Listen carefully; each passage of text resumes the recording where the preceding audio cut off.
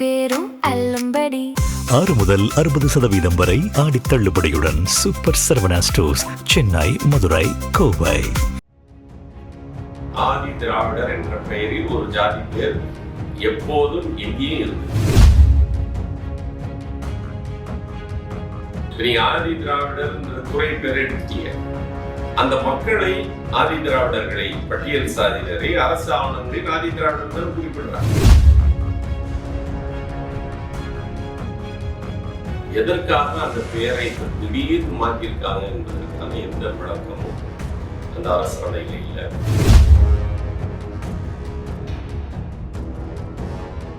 ஆணையத்தின் பேரெல்லாம் நீங்க மாத்திரீங்கன்னா அந்த மக்களை என்ன வந்து குறிப்பிட்டு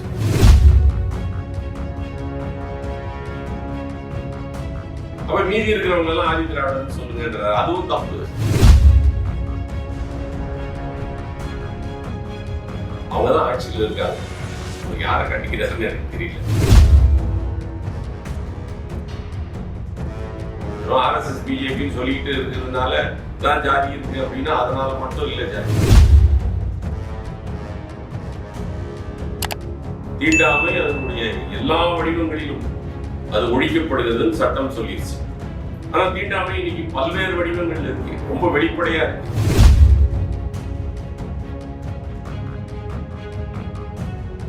தலித்துகளுக்கு ஆதி திராவிட நலத்துறை கொடுக்குறாங்க அப்படின்னு ஒரு குற்றச்சாட்டு, ஒரு விமர்சனம் வந்துடக்கூடாதுன்றதுக்காக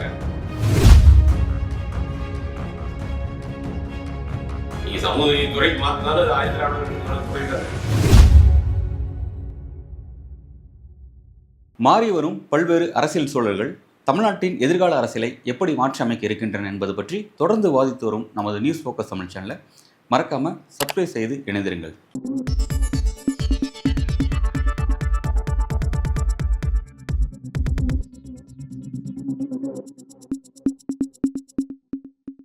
நியூஸ் ஃபோக்கஸ் தமிழ் நேயர்களுக்கு வணக்கம். இன்று நம்மோடு அரசியல் பேசுவதற்காக இணைந்திருக்கிறார் தலித் முரசின் இதழ் ஆசிரியர் புனித பாண்டியன். வணக்கம் சார். வணக்கம். ஆதி திராவிடர் மற்றும் பழங்குடி நலத்துறை சமூக நீதித்துறையாக பெயர் மாற்றினதுக்கு விசிகாவை சேர்ந்த எம்பி ரவிக்குமார் அவர்கள் கண்டனம் தெரிவிச்சிருக்காரு. குறிப்பாக வலதுசாரி கண்ணோட்டத்தில் அந்த பெயர் மாற்றம் செய்யப்பட்டிருக்கா சொல்லியிருக்காரு. எப்படி சார் பார்க்குறீங்க? முதல்ல இந்த ஆதி திராவிடர்ன்ற பெயர் அதுக்கு ஒரு வரலாறு.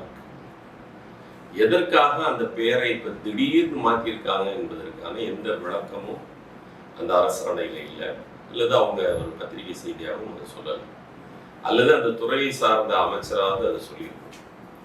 பெயரை மாத்திரம் அப்படின்னு சொல்றாங்க, ஆனா அதுக்கான காரணத்தை சொல்லலை. இப்போ நீங்க திரு ரவிக்குமார் அதை கண்டிச்சிருக்காருன்னு சொல்லுவீங்க, அவங்க தான் ஆட்சியில் இருக்காங்க. அப்போ யாரை கண்டிக்கிறாருன்னு எனக்கு தெரியல. அவங்க தானே அதுக்கு பொறுப்பேற்றுக்கணும். இப்போ இது ரொம்ப விசித்திரமா இருக்கு. ஒரு 40 ஆண்டுகளாக இருந்த ஒரு துறையின் பெயரை ஆதி திராவிடர் நலத்துறை அப்படின்ற பெயரை நீங்க மாத்துறீங்க அப்படின்னா அதுக்கு ஏதாவது ஒரு வேலிட் ரீசன் சொல்லணும் இல்லையா? அப்படி எதாவது சொல்லாம மாத்திருக்காங்க. அதனோட பின்னணி என்னன்னு நமக்கு விளங்கு. குறிப்பாக ஆதி திராவிடர் பின்னாடி வரலாறுன்னு சொல்றீங்க. குறிப்பாக நீங்க எது கட்டுரையை குறிப்பிட்டிருப்பீங்க, திராவிடம் சொல்லும்போது ஜாதி மதம் பாலினம் மற்ற பாகுபாடற்றவங்க பார்க்கப்படுறாங்க. ஆனா ஆதி திராவிடம்னு சொல்லும்போது இப்போ ஒரு சமூகத்தின் பேராக மாற்றப்படுது சொல்றீங்க. என்ன காரணம் சார்? பின்பற்றுங்க. திராவிடர்கள் அப்படின்னு சொல்றோம், திராவிட ஆட்சின்னு சொல்றாங்க.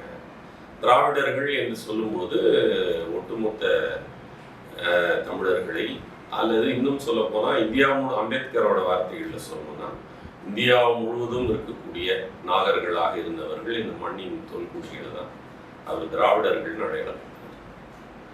அப்படி இருக்கக்கூடிய ஒரு சூழல்ல நீங்க திராவிடம் என்பதற்கு என்ன விதமான அது அனைத்து மக்களையும் ஒன்றிணைக்கக்கூடிய ஒரு நேர்மறையான சொல்லாக இப்ப தமிழர்கள் ஜாதிகளாக பிரிஞ்சிருக்காங்க இல்லையா, மதங்களாக பிரிஞ்சிருக்காங்க, வட்டாரங்களாக பிரிஞ்சிருக்காங்க. இப்படி இருக்கக்கூடிய மக்களை ஒரு நேர்மறையாக திராவிடர்கள் அப்படின்னு அழைக்கிறோம். அப்படி அழைக்கும் போது அதுல எந்த விதமான சாதி பின்னணியோ அதை ஒரு சாதிக்குரியதுன்னு யாரும் சொல்லலை. ஒரு நல்ல தமிழ் சொல். அது எதுக்காக பயன்படுத்துறாங்க அப்படின்னா அதிகாரப்பூர்வமா அந்த காலத்துல 20களுக்கு முன்னாலெல்லாம் ஹரிஜன்கள் அப்படின்னு சொன்னாங்க. காந்தி பெரும்பாலும் பயன்படுத்தினோம். அது ஹரிஜன் ஒரு பத்திரிகை நடந்தது.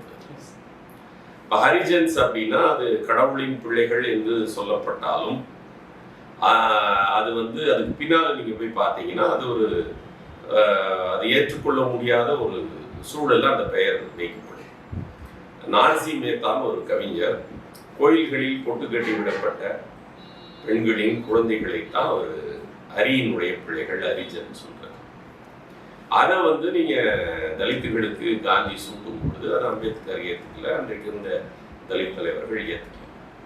அதனால 20களிலேயே அதற்கான எதிர்ப்பு வந்து அரசு ஆவணங்களில் நம்ம குறிப்பிடும் பொழுது இந்த மாதிரி பஞ்சமர் என்று அழைக்கப்படக்கூடிய பெயர், ஹரிஜன் என்று அழைக்கப்படக்கூடிய பெயர், இதெல்லாம் அந்த மக்களை வந்து தரம் தாழ்த்துவதாக இருக்குது அப்படின்றதுனால ஒரு நேர்மறையான சொல்லில் அவங்க குறிப்பிடணும்னு சொல்லி குறிப்பா சென்னை மாகாணத்தில் திராவிடர்கள் இங்க இருக்கிறாங்க. அவர்களை அதாவது அரசு ஆவணங்களில் அவர்களை எப்படி அழைப்பது? எல்லாரும் திராவிடர்கள் தான், தலித்துகளும் திராவிடர்கள் தான், எல்லாரும் திராவிடர்கள் தான். அரசு ஆவணங்களில் சில முன்னுரிமை அவர்களுக்கு கொடுக்க வேண்டும் அப்படின்னு சொல்லும் பொழுது ஆதின்ற ஒரு முன்னோட்டை அதுல சேர்க்கலாம். ஆதின்றது ஒரு நல்ல தமிழ் சொல். ஆதின்னு சொல்லும் பொழுது அவர்கள் திராவிடர்களுக்கு மூத்தவர்கள், முந்தியவர்கள், அதுல ஒரு ஒரு பெருமை இருக்கு இல்லையா? அவர்களை ரொம்ப சரியான சொல்லில் இப்ப மூத்த குடிமக்கள்னு சொல்லுவோம், அவங்களுக்கு ஒரு மரியாதையோட நம்ம அழைக்கிறோம். அதுபோல அரசு ஆவணங்களில் பயன்படுத்தும் பொழுது ஆதி திராவிடர்கள், எல்லா அரசு ஆவணங்களிலும் ஆதி திராவிடர் அப்படின்னு நம்ம குறிப்பிடணும் அப்படின்னு சொல்லிதான் 100 ஆண்டுகளுக்கு முன்னால் அப்படி மாற்றப்பட்டது. அப்படித்தான் இன்னைக்கு அரசு ஆவணங்களில் குறிப்பிடப்படுகிறது. எம்ஜிஆர் முதலமைச்சராக இருந்தபோது அந்த துறை ஆதி திராவிட சமூக நலத்துறை இருந்த பெயரை ஆதி திராவிட நலத்துறை என்று மாற்றப்பட்டது. எல்லா ஆவணங்களிலும் அந்த மக்களை குறிப்பிடும் பொழுது ஆதி திராவிடர், பழங்குடியினர் அப்படின்னு குறிக்கலாம்னு சொல்லி முடிவு செய்யப்பட்டு இவ்வளவு காலம் அப்படிதான் இருக்கு. இப்ப இதை திடீர் என்று மாற்றுவதற்கு நீங்க ஏதாவது ஒரு காரணம் சொல்லணும். அப்படி எந்த காரணமும் சொல்லப்படாது. ஆயுத நலத்துறை அப்படிங்கிறத சமூகத்துறை மாற்றுறது அப்படிங்கிறதும் ஒரு முற்போக்கான விஷயம் தான். எல்லாருக்குமான சமூகத்தை கிடைக்கணும். ஆதி திராவிட நலத்துறை என்றது என்ன பிற்போக்காக தான்? அந்த பேர்ல உங்களுக்கு ஏதாவது சிக்கல் இருக்குன்னா அதை சொல்லணும்ல. யாரும் அந்த கோரிக்கையை பெருசா வைக்கல. ஒரு சில அமைப்புகள் அந்த கோரிக்கை அந்த பேர் வேணாம்னு சொல்லியிருக்காங்க. ஆனால் ஏற்கனவே ஒரு வழக்கு இருந்தது. அந்த வழக்கின் போது வந்து வழக்கு போட்ட போதும் அப்போ இதுக்கு முன்னால் இருந்த அரசு வந்து அதை மாற்ற தயாராக இல்லை. அது அந்த பேர்ல தான் இருக்குன்னு சொன்னாங்க. இப்போ நீங்க திடீர் என்று சொல்வதற்கு உங்களுக்கு ஏதாவது கட்சி இப்போ நீங்க விசிகா வந்து சொன்னாங்க அப்படின்னா இப்போ விசிகாவில் இருக்கிற முக்கியமான 2 பேர் அதை எதிர்க்கிறாங்க. அப்ப யார் சொல்லி அதை நீங்க மாத்துறீங்கன்றது ரகசியமாவே இருக்கும். இதுக்கான முறையான அரசு ஆவணை நேற்று தான் வெளியிடப்பட்டது. ஆனா முன்னாடி வந்து வன்னியார் முன்னாலே மாத்திட்டாங்க. 2-3 வாரங்களுக்கு முன்னாலே மாத்திட்டு இப்போ அரசாணை 2 நாளைக்கு முன்னால் தான் அரசாணை. பேசும்போது குறிப்பிட்டீங்க, இப்போ தலித் மக்கள் அடையாளப்படுத்துறதுக்கு ஆதி திராவிடர் அப்படிங்கிற பேர் பயன்படுத்தப்பட்டது. அது அரசு ஆவணங்கள் மட்டும்தான். இப்போ நான் பள்ளி படிக்கும் போதோ கல்லூரி படிக்கும் போதோ ஜாதி சான்றிதழில் வந்து இவங்களை வந்து குறிப்பிட்ட சமூகத்தை மட்டும் ஆதி திராவிடர்னு சொல்லி ஒரு குறிப்பிட்ட ஜாதிக்கு அடையாளம் மட்டும் மாற்றப்படுறதுக்கான காரணம் இல்லை சார்? இல்லை, ஆதி இப்போ ஷெட்யூல்டு காஸ்ட் பட்டியல் சாதியினர்னு சொல்றீங்க, அது ஏதாவது ஒரு குறிப்பிட்ட சாதியை குறிக்குமா? கிடையாது. அது போலதான் ஆதி திராவிடர். ஆதி திராவிடர் என்பது அந்த பட்டியலில் இருக்கக்கூடிய 76 சாதிகளையும் சேர்த்து ஒரே பெயராக சொல்வதுதான் ஆதி திராவிடர். இப்ப நீங்க பட்டியலில் இருக்கக்கூடிய 76 சாதி பெயர்கள். நீங்க ஆதி திராவிடர் என்பது ஒரு ஜாதி பெயர். ஆதி திராவிடர் என்ற பெயரில் ஒரு ஜாதி பெயர் எப்போதும் எங்கேயும் இருந்தது. வரலாற்றில் எப்போ சங்க காலத்துல இருந்தது கிடையாது, இப்போ இருந்தது கிடையாது. இப்ப நம்ம தலித்துன்னு சொல்றோம், அது ஏதாவது மனு தர்மத்துல தலித்துன்னு இருக்கா? பஞ்சமர்னு இருக்கு மனு தர்மத்துல, ஆதி திராவிடர்னு இருக்கா? இல்ல. அப்ப அது ஜாதியை குறிக்கிற பெயர் அல்ல. அது ஒரு உட்சாதியை மட்டும் குறிக்கும் என்று திரிபுவாதம் செய்கிறார். அதுல உண்மை. அதுக்கு இன்னொரு காரணம் சொல்றேன். இப்ப லிஸ்ட் ஆஃப் ஷெட்யூல் காஸ்ட் அப்படின்னு ஒரு லிஸ்ட் இருக்கு, பட்டியல் இருக்கு. அதுல முதல்ல ஆதி ஆந்திரான்னு வருது. அது ஒரு சாதியை குறிக்கிறதா? கிடையாது. ஆந்திராவில் இருக்கக்கூடிய மக்களின் மூத்த குடிமக்கள் ஆதி ஆந்திரர், அடுத்து ஆதி திராவிடர்னு வருது. அதனால அவங்க சிலர் வந்து இந்த திரிபுவாதம் செய்வதற்கு இந்த பேர் லிஸ்ட்ல வந்து ஆதி திராவிடர் இருக்குனால அதுவும் ஒரு ஜாதின்னு சொல்றாங்க. அது தவறானது.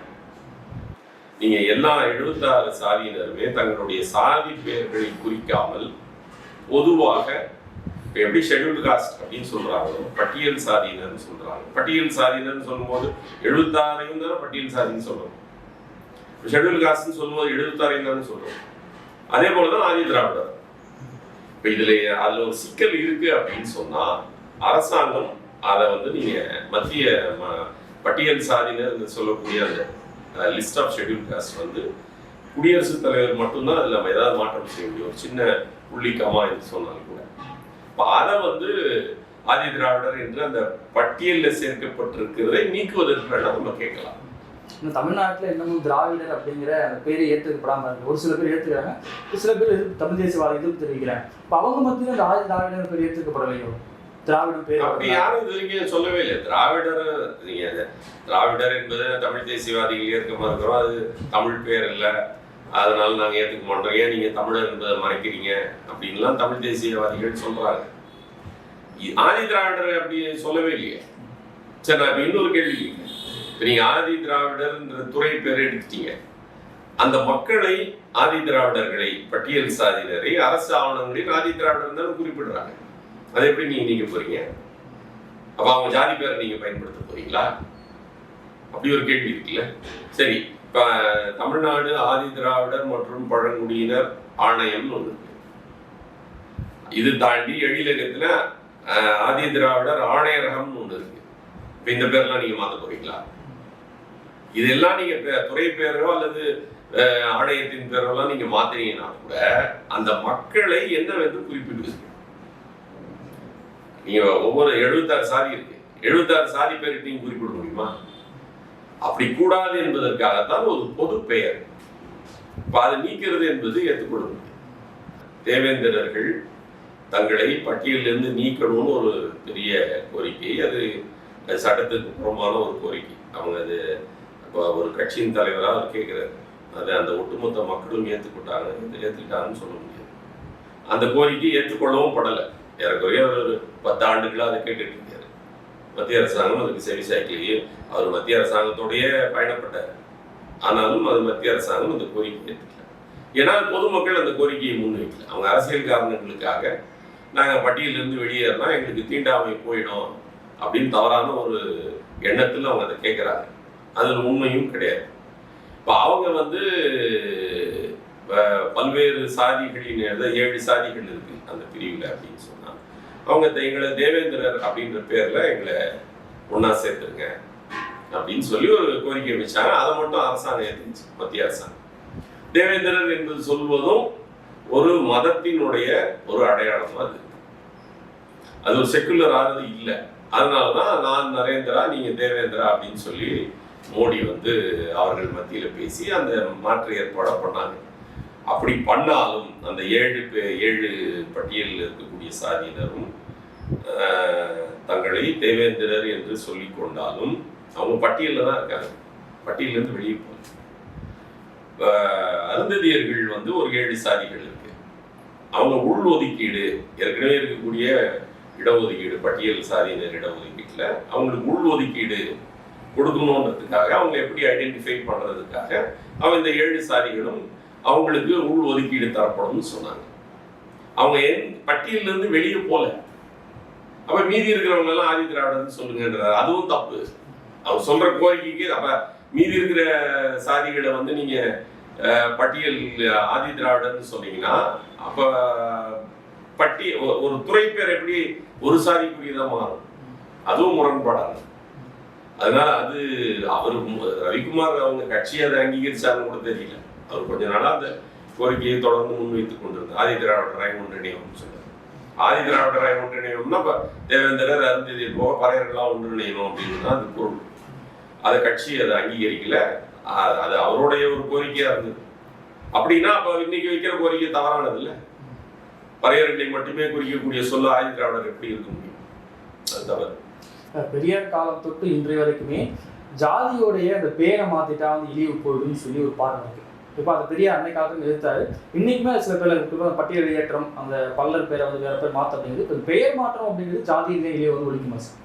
நிச்சயமா ஒழிக்காது. நீங்க மதத்துல இருக்கிறதுனாலதான் நீங்க வந்து இந்த ஜாதியினரா அறியப்படுறீங்க. நீங்க மதத்திலிருந்து வெளியேறாம நீங்க என்ன பெயரை வைத்துக் கொண்டாலும் நீங்க வந்து தீண்டத்தகாதவரை தான் கருதப்படுவீங்க. அதனால பெயர் மாற்றம் என்பது சும்மா ரொம்ப மேலோட்டமாக வைக்கக்கூடிய கோரிக்கை. உங்க பெயர்கள் மாறுறதுனால எதுவும் மாறும். நீங்க அந்த சாதி, இப்ப நீங்க பெயரை வைத்தா சாதி வந்தது, நீங்க பிறப்பின் அடிப்படையில் தான் ஒருத்தன் இந்த ஜாதின்னு தீர்மானிக்கப்படலாம்.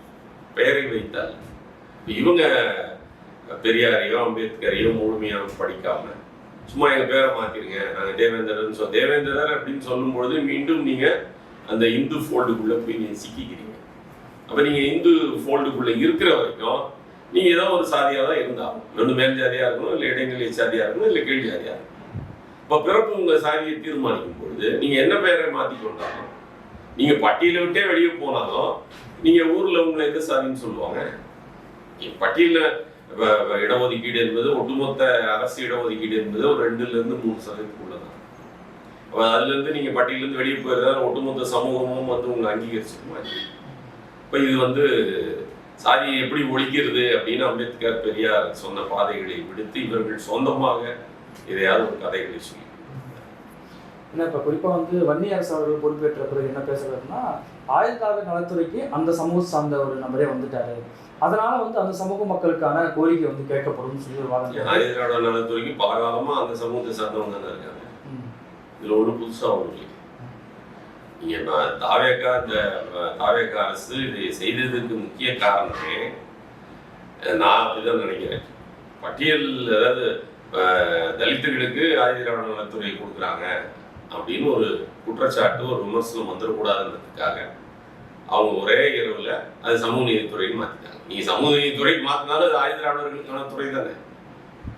அதனால ஏற்கனவே ஆதிதிராவிடர்களுக்கு துறைக்கு ஆதிதிராவிடர்கள் தான் அமைச்சர்களா இருந்திருக்காங்க. அது சரியான போக்கா சொன்னது. அது அவர்களுக்கு அது சரியான போக்கா தவறான போக்கா இல்ல. நீங்க ஆதிதிராவிடர்கள் இருக்கும் பட்சத்தில், இருக்கும் நிலையில் அவர்கள் கூடுதலாக அவர்களுடைய பிரச்சனைகளை அவர்கள் உள்வாங்கி கொண்டு அந்த துறையை தரப்பட அவங்க செய்வாங்க அப்படிங்கிற ஒரு அடிப்படையில் தான் அது கொடுக்கப்படுது. நீங்க அந்த துறை சார்ந்த ஒருத்தர், அந்த துறை அந்த சாதியிலிருந்து வந்திருக்கக்கூடிய ஒருத்தர் அந்த துறை அந்த மக்களுடைய மேம்பாட்டுக்காக இன்னும் கொஞ்சம் நிறைய செய்வாரு அப்படின்ற அடிப்படையில் தான் அது கொடுக்கப்படுது.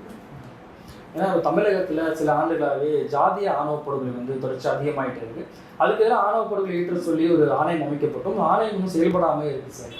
இப்ப அது எந்த ஆணையம் செயல்படாம? கேஎன் பாக தலைமையில ஆணையம் இன்னும் ஃபீல்டுக்கு செயல்படலன்னு சொல்ல முடியாது. நீங்க 3 மாதம் டைம் கொடுத்துருக்காங்க, 6 மாதம் ஆயிருக்கு. அவங்க தொடர்ந்து பாதிக்கப்பட்ட மக்களை கூப்பிட்டு கேட்கறாங்க, சட்ட வல்லுநர்களை கிட்ட பேசுறாங்க, தொடர்ந்து அவங்க இயங்கிட்டு தான் இயங்கலன்னு சொல்லுவாங்க.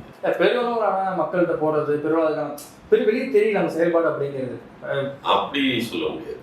ஆணையத்தினுடைய செயல்பாடு போய் எல்லா ஊர்லயும் போய் பேசுறது, கருத்துக்களை கேட்பது அப்படி இல்லை. அந்த துறை சார்ந்த எக்ஸ்பர்ட்ஸை கூப்பிட்டு தான் அவங்க பேசுவாங்க. இந்த மாதிரி விஷயங்கள்ல அவங்க எக்ஸ்பர்ட்ஸை கூப்பிட்டு அவங்களோட நடக்கக்கூடிய டிஸ்கஷன் மூலமா, விவாதங்கள் மூலமா தான் அவங்க பரிந்துரைகளை அரசுக்கு கொடுப்பாங்க. எனக்கு தெரிஞ்ச அந்த ஆணையம் தன்னோட வேலையை செய்து கொண்டுதான் இருக்கு. 3 மாதம்னாங்க, இப்ப 6 மாதம் தாண்டி இருக்குது. இந்த ஆணவப்படுகை தனி சட்டம் ஏற்றப்படுறதுல என்ன மாதிரி கோரிக்கைலாம் பிரதானம் வைக்கப்படணும் சார்? ஆணவ படுகொலை, அதாவது நம்ம ஆணவ படுகொலைக்கு ஒரு சட்டம் எல்லாருமே பொதுவாக கேட்குறோம், அதை நான் மறுக்கல, வேணான்னு சொல்லலை. ஆனால் ஏற்கனவே இருக்கக்கூடிய சட்டம், இப்போ பட்டியல் சாதியினர் பழங்குடியினர் வன்கொடுமை தடுப்பு சட்டம்னு ஒன்று 35 ஆண்டுகளாக இருக்கு. அந்த சட்டத்தில் வந்து கன்விக்ஷன் ரேட்டுன்னு பார்த்தீங்கன்னா ஒரு 3.5% தாண்டவே. அப்போ தண்டனை வந்து ஏன் வெறும் ஒற்றைப்படையில் இருக்கு? இப்போ சட்டத்தை நீங்க இயற்றலாம், அது பிரச்சனை இல்லை. சட்டம் எப்படி நடைமுறைப்படுத்தப்படும்ன்றது தான் முக்கியம். சட்டம் இங்க நடைமுறைப்படுத்தப்படலை. எவ்வளவு நாளா? 35 வருஷம். அப்ப நீங்க புது சட்டம் எடுத்துட்டு வரணும்னு சொல்றீங்க, அது எப்படி நடைமுறைப்படுத்தப்படும்? அதுதான் இங்க கவனிக்க வேண்டிய ஒரு விஷயமா இருக்கு. சட்டம் நிறைய இருக்கு. சட்டத்தை நீங்க குறிப்பா தலித்துகள் மீதான தீண்டாமை, வன்கொடுமை, ஆணவ கொலைகள், இதுக்கெல்லாம் நீங்க சட்டம் போடுங்க, வேணாம்னு சொல்லலாம். அந்த சட்டம் எப்படி நடைமுறைப்படுத்தப்படும்? ஏன் வந்து இன்னும் சிறப்பு நீதிமன்றங்கள் 20 மாவட்டங்களுக்கு மேல இன்னும் பல இடங்கள்ல நீதிமன்றங்கள் உருவாக்கப்படலை. நிறைய ஆயிரக்கணக்கான வழக்குகள் நிலுவையில் இருக்கு.